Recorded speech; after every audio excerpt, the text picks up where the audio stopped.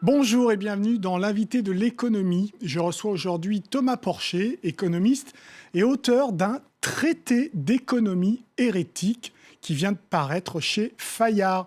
Il est sous-titré « En finir avec le discours dominant ». Thomas Porcher, c'est quoi le discours dominant ?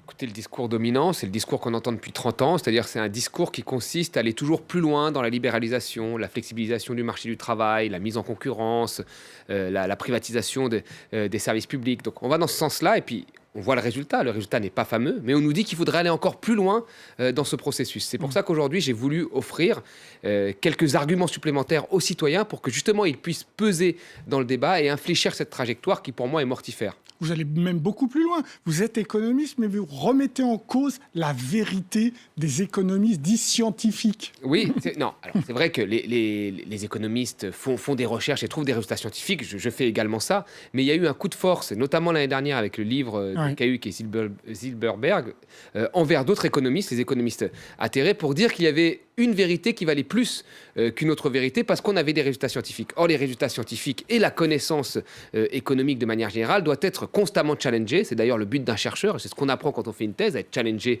par ses pairs. Et puis, tout au long de sa carrière, il y a des éléments de recherche qui font que une vérité n'est jamais une vérité. Elle est souvent améliorée. Et les consensus économiques, quand il y en a eu des très forts, ils n'ont pas toujours été favorables. Le consensus sur l'efficacité des marchés financiers avant la crise, on en a vu les conséquences. Et le consensus de Washington qui consiste à flexibiliser les marchés des pays pauvres, déréguler, on en a vu aussi les conséquences qui n'ont pas du tout été bonnes. Donc les économistes doivent être un peu plus modestes aujourd'hui. Mais d'après vous, la science économique est une science dure ? Elle peut l'être ou elle ne le sera jamais ? Elle ne le sera jamais.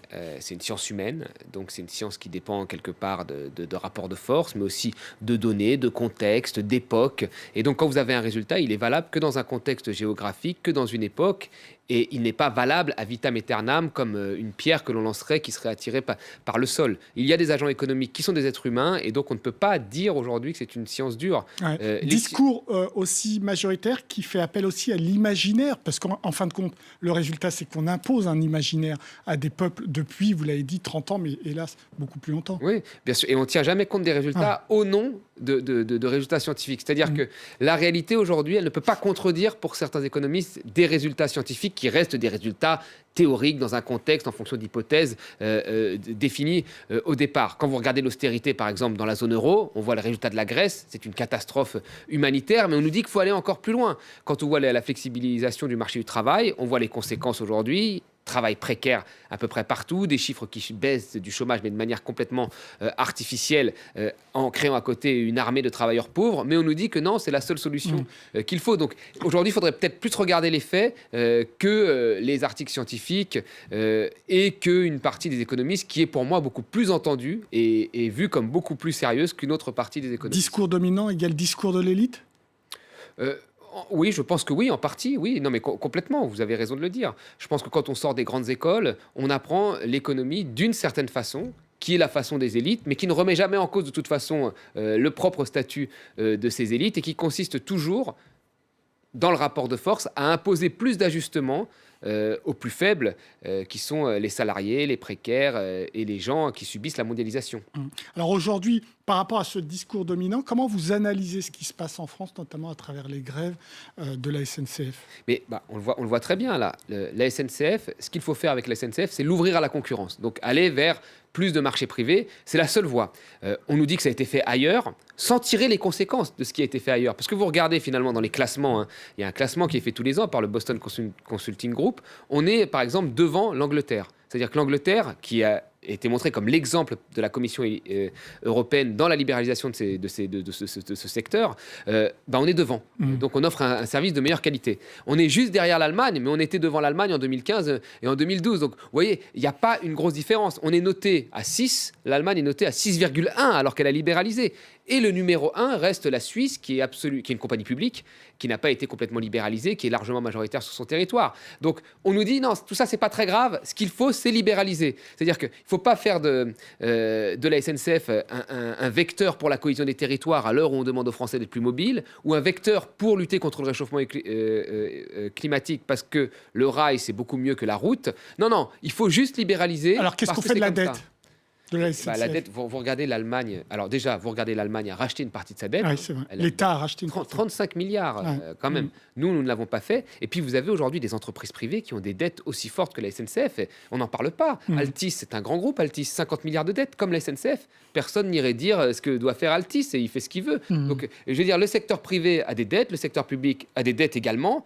Ça fait partie du jeu. Faut arrêter de dire. Alors c'est vrai qu'on a beaucoup prêté à la SNCF parce qu'on voyait que l'État était garant et donc les banques y allaient en étant rassurées parce qu'ils savaient que l'État allait couvrir. Mais vous avez quand même des acteurs privés sans avoir l'État derrière qui ont des dettes aussi élevées que la Et SNCF. vous remettez bien en cause dans ce livre la notion de dette en Mais oui. disant que c'est une notion qui est annuelle alors qu'il y a un patrimoine derrière de l'État qui est 1000 fois plus important. Complètement. Aujourd'hui, on se focalise uniquement sur la dette publique des États.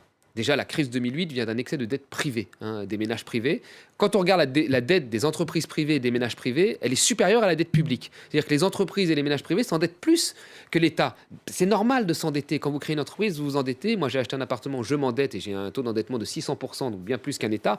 Donc, quand on compare un État à un bon père de famille, ben moi, je suis plus endetté que l'État. Donc, et personne n'irait dire à mon fils qu'il va hériter d'une dette. Quand en France, les générations futures ne vont pas hériter d'une dette, ils vont hériter d'un patrimoine public qui couvre complètement la dette.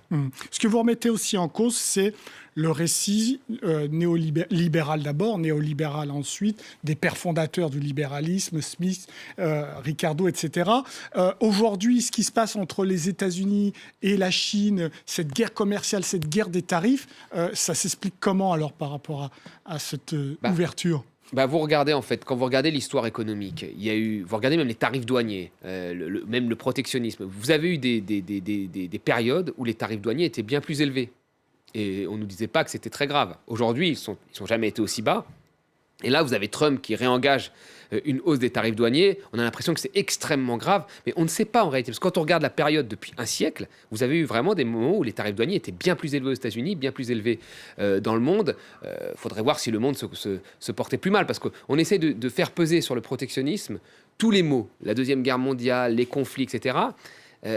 Quand vous regardez l'histoire des pays riches, ils ont été très protectionnistes. Les États-Unis, le Royaume-Uni en premier lieu. Des pays comme la Corée du Sud se sont développés grâce au protectionnisme. La Chine également joue du protectionnisme. Et encore aujourd'hui, les États-Unis, même avant Trump, étaient beaucoup plus protectionnistes que l'Europe. Donc il y a cette espèce d'idée et cette vision enchantée de dire que le libre-échange, c'est la liberté et c'est la joie de vivre pour tout le monde. Mais dans les faits, c'est faux. Et l'Europe, là-dessus, est souvent un petit peu la grande naïve du système mondial. Vous parliez d'ouverture d'une parenthèse il y a 30 ans. Est-ce que là, on n'est pas à la fermeture de la parenthèse par ceux-là même qui l'ont ouverte, c'est-à-dire la Grande-Bretagne et les États-Unis ? Alors c'est très intéressant, effectivement, de dire ça. C'est-à-dire qu'aujourd'hui, dans les débats français, on va aller vers plus de libéralisation, sans tirer le bilan de ce qui s'est passé. Le capitalisme, dans les années 80, est devenu le capitalisme Reagan-Thatcher, donc le Royaume-Uni, les États-Unis. Quel est le résultat de ce capitalisme 30 ans après ?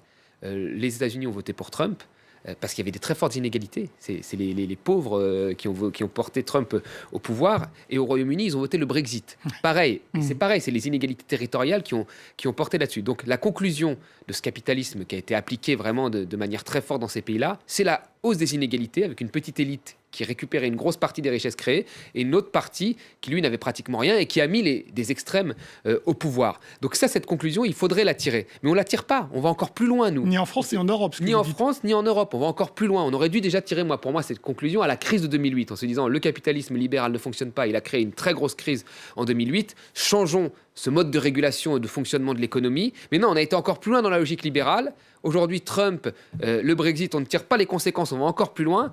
Voilà, on sait très bien qu'au final, il y aura des inégalités qui augmenteront, une petite partie qui captera de plus en plus cette richesse, jusqu'à ce que les autres soit mettre le pire au pouvoir, soit on va même presque vers une révolte, peut-être. Alors, c'est vrai qu'en Europe, du moins à la Commission européenne, on parle de plus en plus d'outils de défense commerciaux. Donc, il n'y a pas une prise de conscience quand même à Bruxelles. Vous ne la sentez pas un peu ?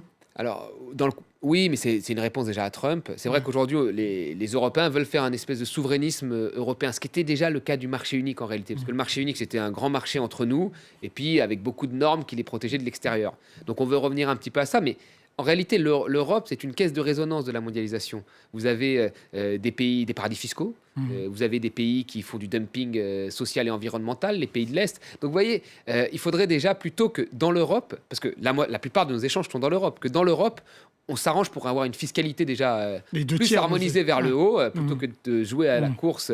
À la fin, on sera tous des paradis fiscaux. Et puis des normes sociales et environnementales élevées. Et on a déjà du mal à faire ça dans notre marché unique. Donc une protection juste de l'Europe, mais on continue ça dans le marché unique, ça servira à rien en fait, puisque la majorité de nos échanges sont encore dans le marché unique. Et ça fonctionne, c'est la loi du libre-échange appliquée à la virgule près. Et Bruxelles appuie sur l'accélérateur pour les traités de libre-échange. Et en plus de ça, Bruxelles appuie sur l'accélérateur pour les traités de libre-échange avec les pays d'Asie, avec le reste du monde. Mercosur, etc. Exactement. Et après, on crée la propre concurrence à notre marché unique, qui est déjà un marché très concurrentiel. Et puis en plus, pareil, on ne répond pas aux impératifs climatiques. Et là-dessus, il faudrait avoir une politique globale. Mais on a choisi, en fait, en Europe, plutôt que de créer des champions européens, de faire quelque chose, on a choisi une politique où on s'en remettait beaucoup au marché et à la libre concurrence. Et la libre concurrence, on en voit les effets aujourd'hui. Ça a complètement déstabilisé l'Europe. C'était une course vers le moins-disant fiscal, social et environnemental qu'on accentue avec des traités extérieurs. Une solution où on va à la catastrophe?